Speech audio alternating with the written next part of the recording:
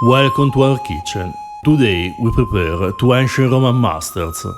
We'll make a flavorful and well-balanced mustard from the 1st century with a very interesting technique, and a simpler but delicious mustard from the 3rd century.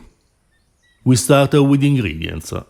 For the first mustard we need white mustard seeds, wheat starch, pine nuts, saltpeter and white wine vinegar. Then, for the second mustard, we need white mustard seeds, honey, olive oil and white wine vinegar. We start with the more ancient mustard. First, we soak the mustard seeds in cold water for 2 hours. Then, we grind them in the mortar.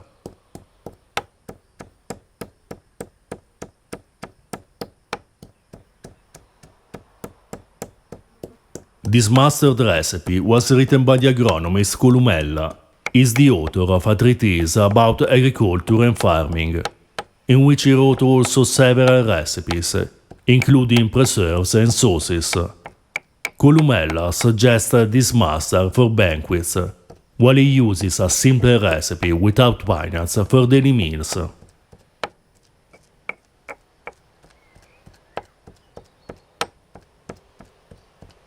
Now we flatten the ground mustard and make some holes in which we place some hot charcoals. We pour the saltpeter diluted in water. Then we discard the water and remove the charcoals. When you dilute saltpeter in water, check the directions on the label to know the right ratio of saltpeter and water. Columella suggests that this step helps to remove the bitterness of the mustard. Now we add the pine nuts and the wheat starch.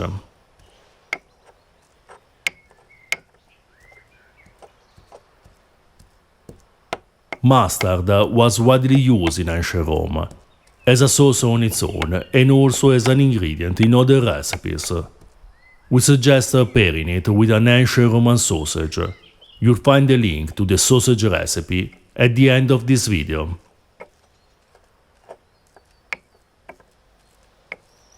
Then we add the white wine vinegar. We suggest to taste the mustard, and if you need more liquids but it's acidic enough, add a bit of water instead of vinegar. Now we place the mustard on the fire. As soon as it starts to boil, the starch and the pine nuts will thicken the sauce and the mustard is ready. Now we prepare a simpler sweet mustard. We grind the mustard seeds in the mortar, this time without soaking them in water.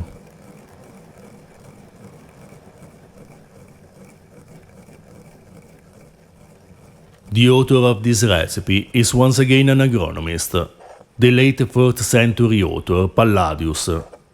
With almost 4 centuries of distance, these two recipes are quite different, but the use and popularity of mustard remained unchanged during Roman history.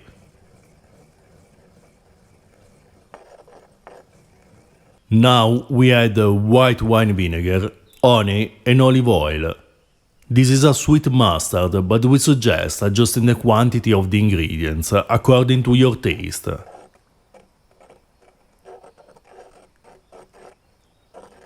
We mix everything and the mustard is ready.